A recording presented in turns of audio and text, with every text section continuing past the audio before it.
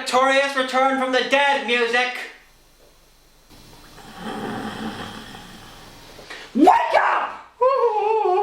You forgot my victorious return from the dead resurrection music! I'm sorry, Mister. It's been a while and I kind of fell asleep.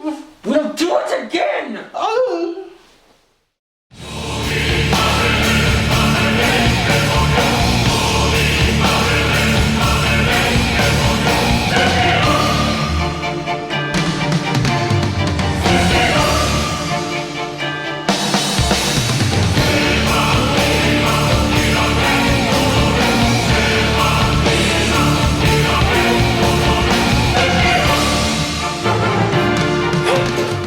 I knew I'd return from the dead. And ooh, my clothes, my hair, my makeup, it's all different. Look, check it out. Wow, Jesus never got that perk. Excellent. And HD? I'm an HD now. Big Dead rocks. How long did it take? 3 days? More?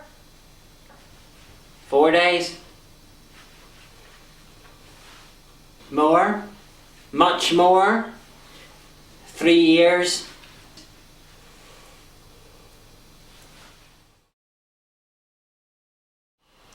$22.75 days. Oh, I'm sick of this shit! How long? 3 weeks! Fuck! Still, did better than Jesus. He didn't exist. Hit the new theme music!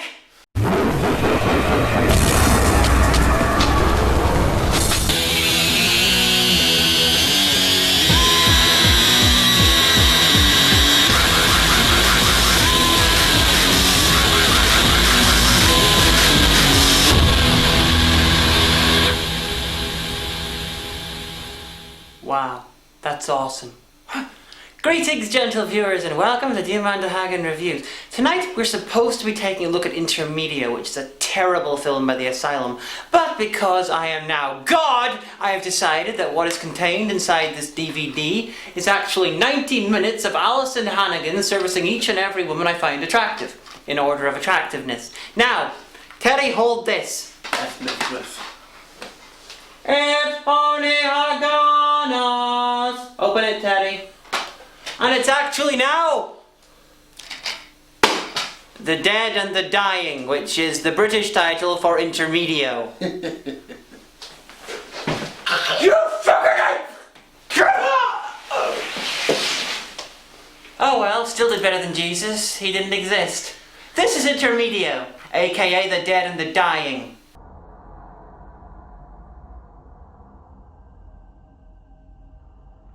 Now, this review is going to hurt me, not because the film is shit, even though its shitness is well worth avoiding it for. It's going to hurt me because of the cast, one in particular. Amber Benson replaced Alison Hannigan as my favourite Buffy the Vampire Slayer performer when she arrived. I've met her in person and I own an autographed copy of her directorial debut film, Chance. Amber's an awesome actor, writer, director, singer, and she's a lovely person to boot. But she's also in this film. I'm sorry, Amber, I really am, but you've got to be punished like the rest of them. We open on quite a lot of yellow shots. Seriously, it looks like we drank a litre of gold paint and pissed on the negative. Condor! Sky! Well, that's a good start. A chicken's neck gets snapped by a Mexican stereotype. In the car, we have 2 irritating children who can't act, and their dads, who also can't act. The dads are going to meet up with the Mexican stereotype for the purposes of getting into the tunnel that'll take them over the border to Mexico. Also, this is supposed to be the 1980s. Anyone there look like they're from the 1980s? Nope. Moving on. The chicken begins to bleed, the Mexican gets paid a hell of a lot of cash, and we get a shot of what's sure to be Chekhov's handkerchief.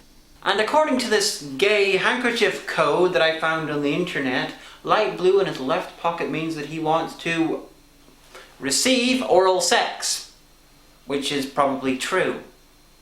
Well, there goes a perfectly good joke. The guys are going to buy some drugs. Considering that they just gave the guy thousands of dollars to use his tunnel, I'm wondering how they're going to bring back the amount of drugs they would need to make this trip worthwhile.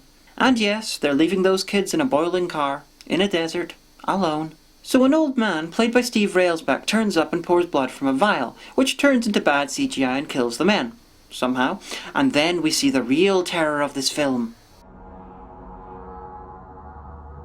The people that brought us Snakes on a Train, Transmorphers, Nightmare Hostel, Alien vs. Hunter, and it's not even based on an actual film. So there's absolutely no good ideas on display here.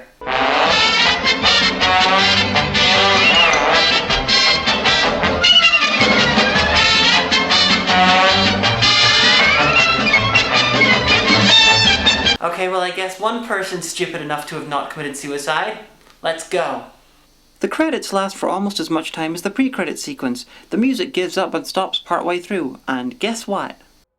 The composer is a company, not a person. As the sign says, we're 18 years later and that sweet and innocent little boy has become Edward Furlong. I can only assume that seeing his dad go into a large, sweaty Mexican's dark hole scarred him for life. And the grown-up version of the little girl arrives, with a gun. Actually, wait, they never told us the names of those two little kids. So I'm going to assume that the little girl grew up to be Edward Furlong and the little boy grew up to be whoever she is. Why?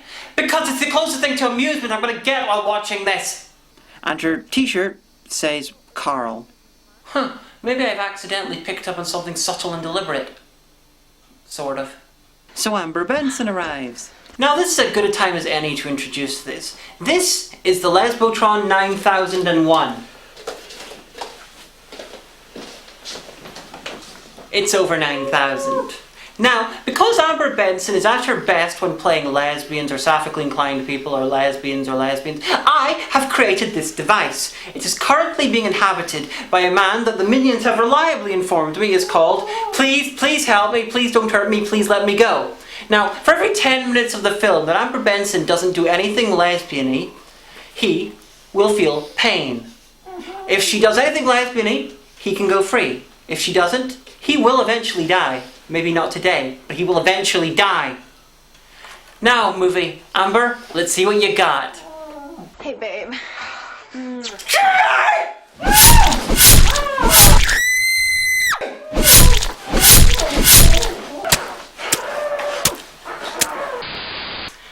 Sorry.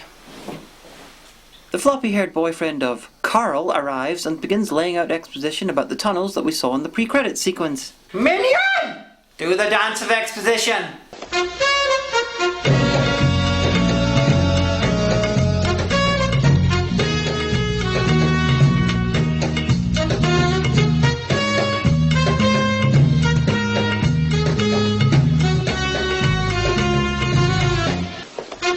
Minion! No longer do the dance of exposition. So they get to the tunnels and... They say that if you catch a dead man's blood before it hits the ground... Minion, resume the dance of exposition.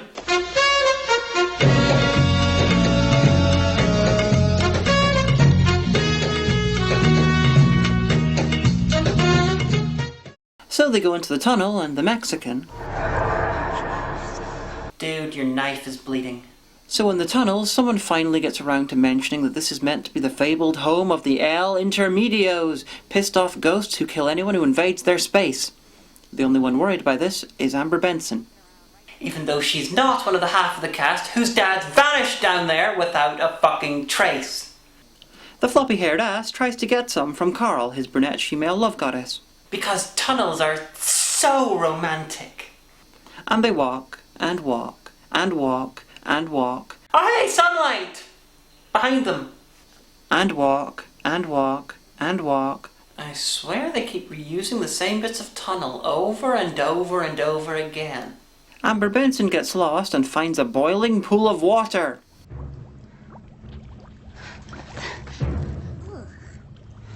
I don't know who's dumber, Amber Benson's character for doing that or Amber Benson for agreeing to play her.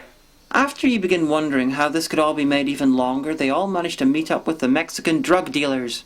So Steve Railsback turns up looking like his character in Turkish It's Dried Out Corpse and pours more blood than is physically possible out of his pendant. This calls the Angry Ghosts, made of not so special effects.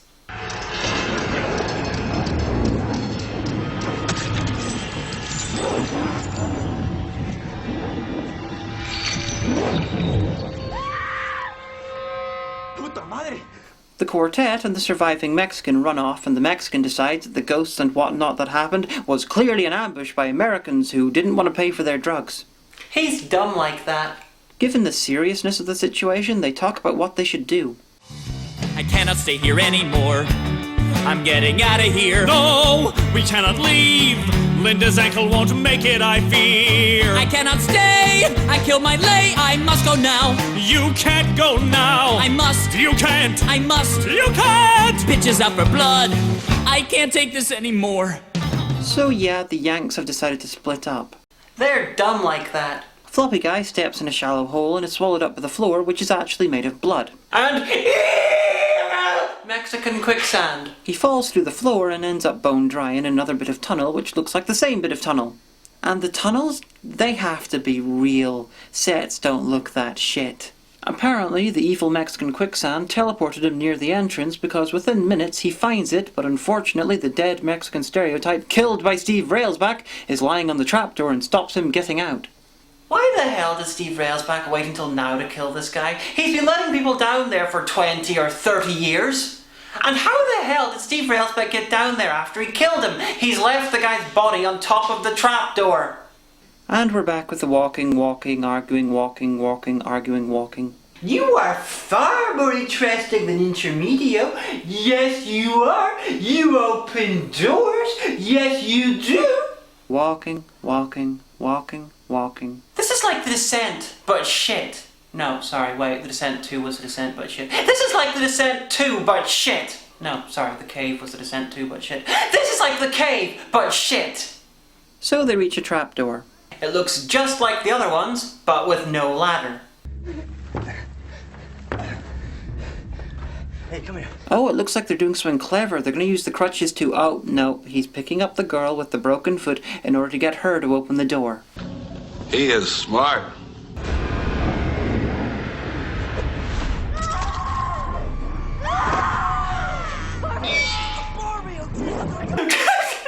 That is so gonna end up in my starting one of these days. The ghost seems to be a cross between a crappy glow-in-the-dark skeleton suit and a Tron outfit. The crap CGI! The fact that the ground moves while Amber writhes in pain. It's just... It's a screw-delvic! It's a post-necro! It's positively intercrastic in its intercontrafabularities! What? If the filmmakers don't give a shit, why should I? Obviously, I'm sad that Amber Benson's dead. Actually, I'm not sorry, Amber Benson. You were in this film. This shit film. You didn't even make out with a girl. You didn't do anything lesbonic. You did nothing for me, Amber Benson. And for this once, I am not sorry that you're fucking dead. Yes, I am. The Mexican guy's had his fingers cut off, although he's clearly just made fists and covered them in fake blood. Edward Furlong keeps hugging Amber's character because if he doesn't, she might fall over. And force them to pay for a mannequin. So they run off, followed by someone who's oddly grey for a film whose idea of a realistic outside coloration is piss yellow. The baddies have also run off with Amber's body. What the fuck did the baddies do? Freeze the ground around her and dig her up as a slab? Because I'm not seeing any other possibilities. They meet up with floppy-haired guy who's coming from the Mexican side of the tunnel system even though he was last seen at the entrance to the US side. They argue about who gets the light. Because holy crap, the tunnels are meant to be dark! Floppy-haired guy gets attacked by some arms behind a wall. It worked better in Day of the Dead. You know why? Talent! Somehow everyone, including the guy with no fingers, gets up into a safe house built into the ceiling of the tunnel. And no, there wasn't a ladder. Edward Furlong snaps and attacks a wall. Kudos to you for building this one out of something solid. Why is he doing that? I don't know. I think he's just realised that he's gone lower than anyone in history to get money for blow. Yeah, even lower than that glam metal guy who sucked random guys' dicks for cocaine money.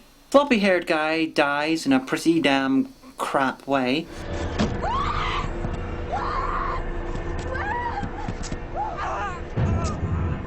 Texas Chainsaw, it is not.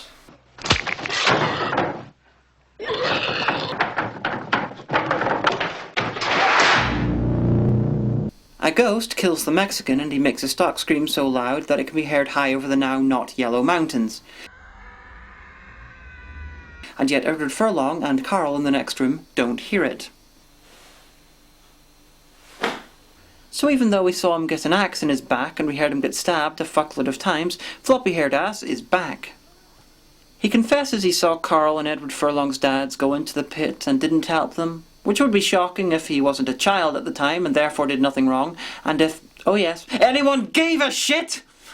He also says that he knew about the ghosts and the other people who had died, and he brought them there anyway, because the script said so. And then he dies. Again. So they somehow escaped into the dumping pit for the bodies. They act shocked that the smelly, squishy, body-shaped things could in fact be bodies, and are led to safety by the grey guy, who's a ghost, and he tells them that the other ghosts are being controlled by Steve Railsback. So why is he there? Why isn't he controlled by Steve Railsback? Why does he look different from the other ghosts? Because... what the fuck is that?! Carl climbs the ladder and manages to move the body of the Mexican stereotype, even though earlier the much larger and more muscular floppy-haired ass couldn't. Either that body's rotted a hell of a lot in the last few hours, or she's She-Hulk. They run into Steve Railsback at the house of the dead Mexican stereotype and don't realise that he's the baddie. How he got there because the trapdoor is fucking blocked by the Mexican, I have no idea. He drives away with them and drugs Carl by way of a sealed can of beer. Yes, a sealed can of beer. We also get a flashback to more than 20 years ago when Steve Railsback killed his son for being a druggie and took mystical control of the ghosts. Like the Mexican, Steve Railsback hasn't aged at all in the last 20 years. To compare, this is Steve Railsback in 1982. This is Steve Railsback in 1986. All I can say is he must have had a rough 1985. I'd blame the naked alien space vampires myself. Close your eyes. Visited you how? In my mind. Let it go! Life Force. The terror has just begun. So Steve Railsback is killing people because he killed his son for being a drug addict. You know, the sad thing is that this is not the stupidest reason I've ever seen anyone give for killing. At least he's not a superpowered zombie as well. So Railsback takes them to the dead body pile and just leaves them to die. Well, that's too obvious to mock. The ghost of Railsback's son saves them again, and Railsback fights a 20-year-old she-male. Well, over the years in all of his C and D and E-list movies, he's fought pretty much everything else. Why Railsback's son didn't help anyone else in the last 20 years, I have no idea. The pendant gets destroyed and Railsback is CGI'd to death. Because ghosts that have against their will been forced to kill people will get revenge on the person who turned them into murderers by eviscerating him. So everything is now happy. Edward Furlong and Carl's friends are dead. They have to talk to the police about the dozens and dozens of bodies littering the tunnels and get into trouble for transporting drugs. And even though they've never been romantically attached and have both lost their partners, they still find time to have an off-screen fuck before they go. And given that I've decided that they're both transsexuals who haven't had the operation, I can only assume that the off-screen sex was much more interesting than the rest of the film. Why else would the ghost be watching? This film is a masterful mix of the stupid and the boring. I choose to believe it's deliberate because my death list doesn't need to be made any longer. It's bad, bad, bad. It's Children of the Living Dead level incompetence. Sure, it's pretty unique, but sometimes things aren't done because they're stupid ideas.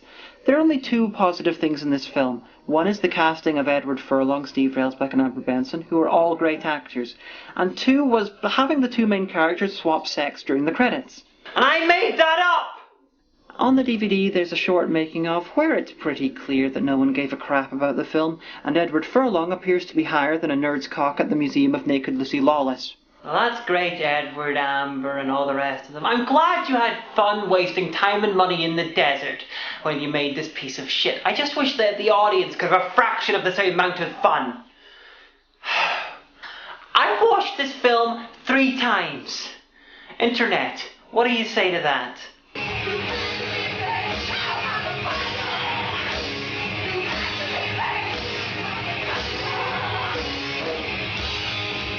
I guess that makes sense. I'm Diamante Hagan and I have to live with that every day.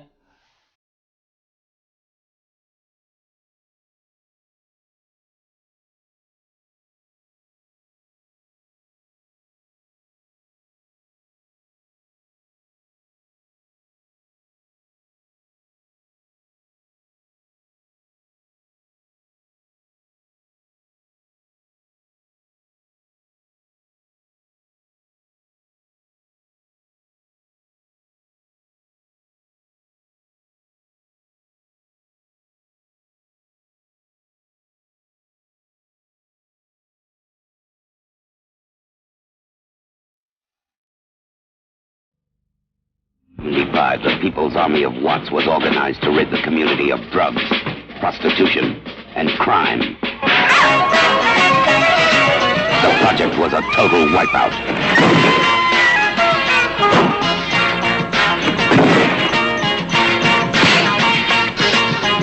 If we can't stop the gangsters from working here, we can at least protect our people from their brutality. Protection is one thing, but an all-out war is something else. Oh, come on now. I know you, Koja. I only want them for protection. They had to become the Black Gestapo, the new master race.